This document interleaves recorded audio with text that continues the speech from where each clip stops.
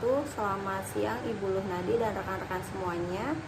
Perkenalkan, nama saya Ayu Anik Sematunisa dari kelompok 1. Di sini saya bersama tim saya antara lain Ahmad Kudoli, Aldi Ferdiansyah, Anissa Septiana, Astrid Himawan, dan Uka Santika.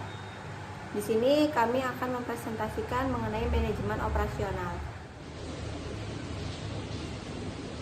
Pengertian dari manajemen operasi.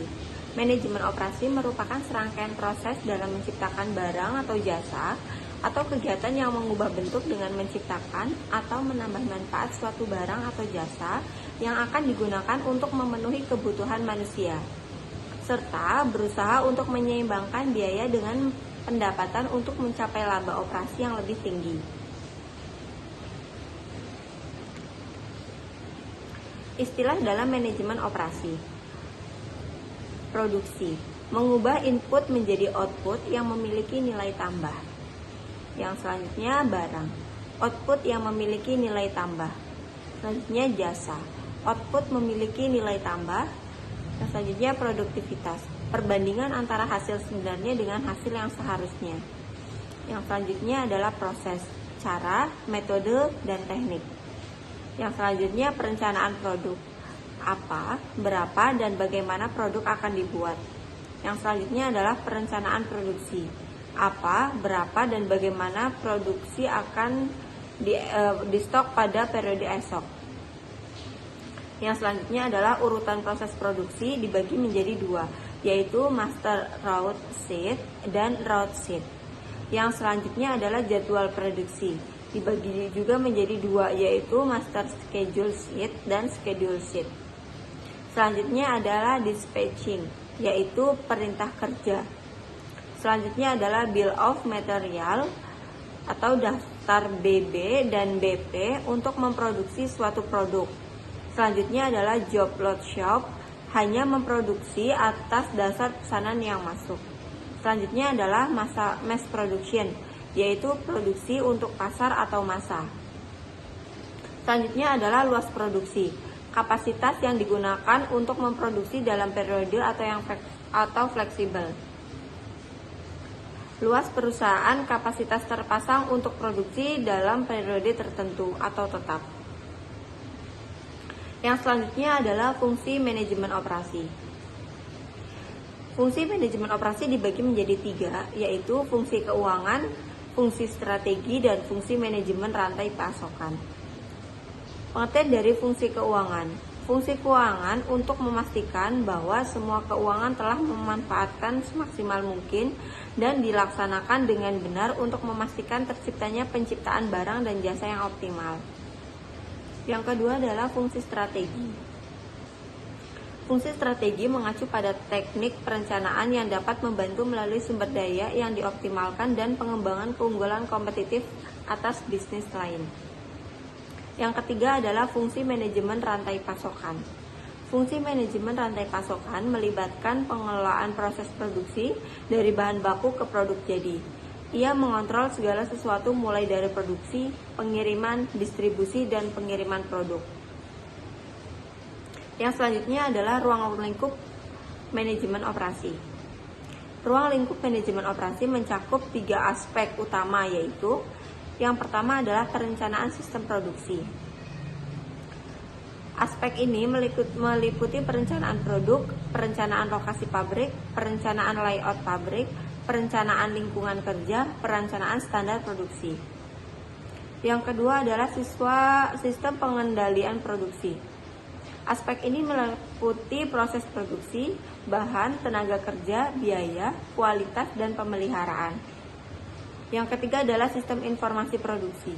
Aspek ini meliputi struktur organisasi, produksi atas dasar pesanan, mass production, ketiga aspek dan komponen. Komponen tersebut agar dapat berjalan dengan baik, perlu planning, organizing, directing, coordinating, controlling, atau manajemen proses. Kriteria pembeda ukuran organisasi.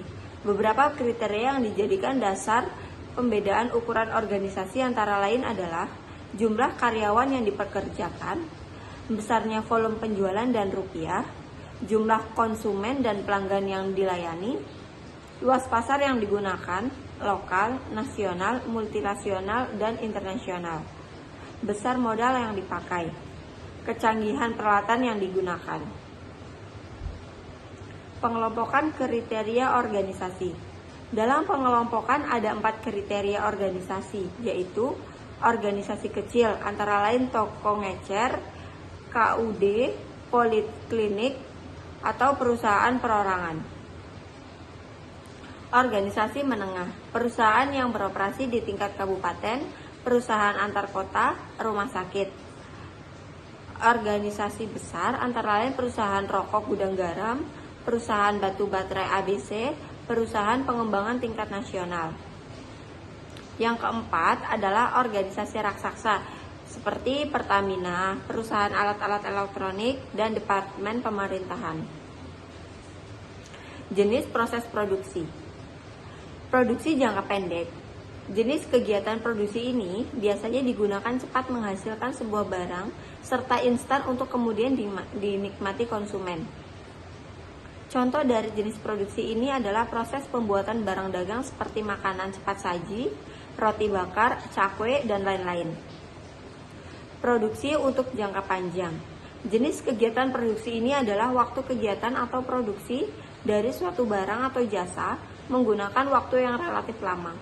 Contohnya seperti budidaya ikan nila, budidaya kopi, pembuatan bangunan, atau gedung perusahaan. Produksi terus-menerus atau berkelanjutan. Jenis kegiatan proses ini sendiri mengubah suatu bahan baku dengan menggabungkannya dengan barang atau memanfaatkan atas bahan lainnya. Contoh nyatanya pada produksi gula, produksi kertas, produksi karet, dan plastik. Yang selanjutnya adalah produksi berselingan. Jenis kegiatan produksi ini sendiri metodenya adalah menggabungkan beberapa bahan baku menjadi bentuk baru. Misalnya adalah produksi sepeda motor, elektronik, atau mobil. Posisi manajemen dalam operasi. Dalam organisasi manufacture, jabatan ini termasuk direktur pabrik, wakil direktur pabrik, dan manajer pabrik. Posisi ini menyangkut koordinasi dan pelaksanaan fungsi operasi. Juga tanggung jawab khusus yaitu perencanaan strategis, penentuan kebijakan, penganggaran, belanja, dan pengendalian operasi. Terdapat 5 dimensi spesifik yang berhubungan dengan laba dan bisa digunakan untuk menilai kinerja usaha pengembangan produk, yaitu yang pertama adalah kualitas produk, yang kedua biaya produk, yang ketiga adalah waktu pengembangan produk, yang keempat adalah biaya pengembangan, yang kelima adalah kapabilitas. Perancangan produk. Untuk membuat sebuah produk, biasanya kita akan melewati tahap-tahap sebagai berikut. Yang pertama adalah market research dan feasibility study market research. Yang kedua adalah brainstorming. Yang ketiga adalah menentukan tujuan dan batasan produk. Yang keempat adalah menggambar produk. Yang kelima adalah mereview produk.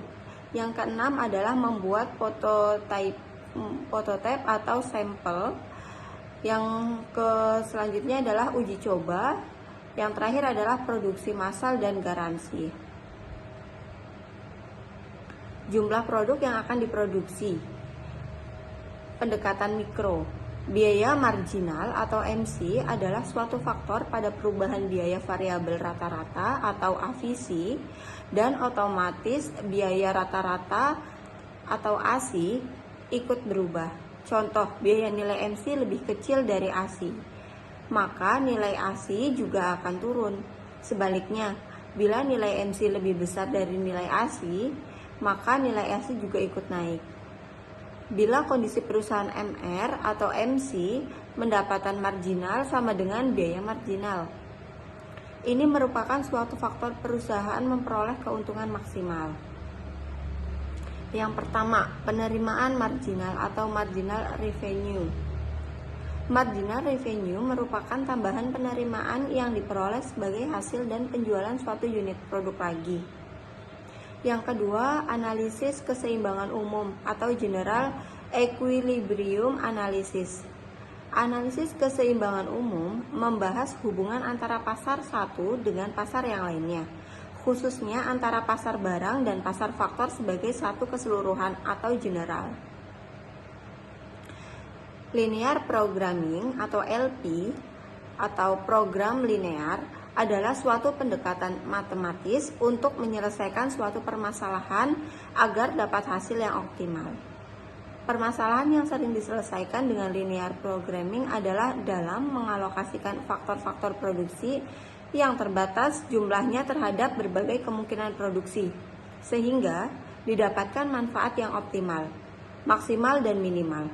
Sasaran maksimal, misalnya secara efisien sehingga manfaat yang ingin dicapai, atau jumlah produksi, nilai penjualan, laba, dan lain-lain, menjadi lebih maksimal. Pendekatan manajemen keuangan atau BEP. Munawir pada tahun 1986 menyatakan bahwa analisis break-even point merupakan suatu analisa yang ditujukan untuk menentukan tingkat penjualan yang harus dicapai oleh suatu perusahaan agar perusahaan tersebut tidak menderita kerugian atau sama dengan keuntungan nol. Melalui analisa BEP dapat dibuat perencanaan penjualan sekaligus perencanaan tingkat produksi agar perusahaan secara maksimal tidak mengalami kerugian. Selanjutnya adalah analisis break-even point digunakan untuk menentukan hal-hal sebagai berikut. Yang pertama, jumlah penjualan minimal yang harus dipertahankan agar perusahaan tidak mengalami kerugian. Jumlah penjualan minimum yang berarti juga jaminan produksi minimum yang harus dibuat. Yang kedua, jumlah penjualan yang harus dicapai untuk memperoleh laba telah direncanakan atau dapat diartikan bahwa tingkat produksi harus ditetapkan untuk memperoleh laba tersebut. Yang ketiga, mengatur dan menjaga agar penjualan dan tingkat produksi tidak lebih kecil dari BEP. Yang keempat, menganalisis perubahan harga jual, harga pokok, dan besarnya hasil penjualan atau tingkat produksi. Selanjutnya adalah siklus hidup produk. Siklus hidup produk adalah siklus hidup suatu produk atau organisasi dengan tahapan-tahapan proses perjalanan hidupnya melalui dari peluncuran awal soft launching, peluncuran resmi atau grand launching, perubahan dari target awal, lalu mulai berjuang dan berkompetisi dengan produk-produk yang sejenis, sehingga melewati persaingan dan kompetisi produk memiliki tingkat penerimaan atau penjualan atau distribusi yang luas dan tersebar. Suatu produk memiliki siklus hidup seperti berikut. Yang pertama adalah produk memiliki umur yang terbatas. Yang kedua, penjualan produk melewati tahapan-tahapan yang berbeda dengan tantangan yang berbeda bagi penjual. Yang ketiga, laba naik dan turun pada tahap yang berbeda dalam siklus hidup produk. Yang keempat, produk membutuhkan strategi pemasaran, keuangan, produksi, pembelian, dan personal yang berbeda dalam setiap tahap siklus hidup. Selanjutnya adalah strategi pengenalan dan pengembangan produk baru. Pendekatan matematik atau BEP untuk menentukan posisi BEP secara matematis dapat dicari formula atau rumus untuk mencari atau menentukan BEP dalam unit dan BEP dalam rupiah. Kedua rumus dalam unit dan rupiah tersebut dapat dijelaskan sebagai berikut.